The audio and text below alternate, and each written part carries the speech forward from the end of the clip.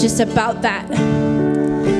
There's a lady, God gave me a picture of a lady as I was sitting in my house. This isn't something I was used to, but he told me to go to this Petro right by our house, and I did it, and I was super weirded out by it, and saw her picture, and she was in a wheelchair, and I was like, okay, what do you want to say to her? And it was all about her heart. It wasn't about her healing of her body or anything like that. It was just about how precious her heart was, and some really specific things about some artistic stuff that she's done. So I went to the Petro, and I walked in, and as I'm coming in the front door, she's coming out the inside doors. I was so excited. I'm like, yes, good, you're here. And she was really weirded out because we're at a gas station. And I said, God gave me a picture of you. I'm supposed to come talk to you. And she's like, okay. So I gave her the words that I had for her, and she was kind of weirded out. And then I said,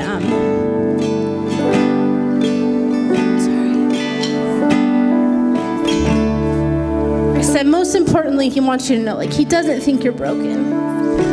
And he's not waiting to use you. He's not waiting for you to be better to use you. And she just started crying, and her little girl that was with her was crying. And apparently on Easter, which was like a couple days before, she went to the church for the first time.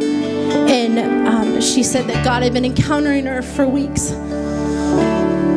Jesus. And that she said, finally I went. And she said, I was bombarded by his kids. They just wanted to pray for me and fix me. And she said they kept pulling me out of my chair and praying for me. She said it was so tiring. She said she went home that night and she just cried. And she said, if you don't think I'm broken, why do all your kids think I'm broken? And God said, I don't think you're broken. She said, prove it to me. Send me one of your kids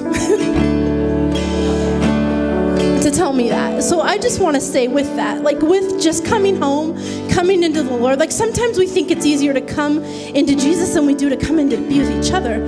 So I just want to speak just a crazy amount of acceptance. Like we don't have to look like each other. We don't need to move like each other or even have the gifts. I just think about the A-team and how intimidating that is. Like, oh, but I have no hand-eye coordination, like zero. I'm so afraid I'll keep score. Like, please don't look at me.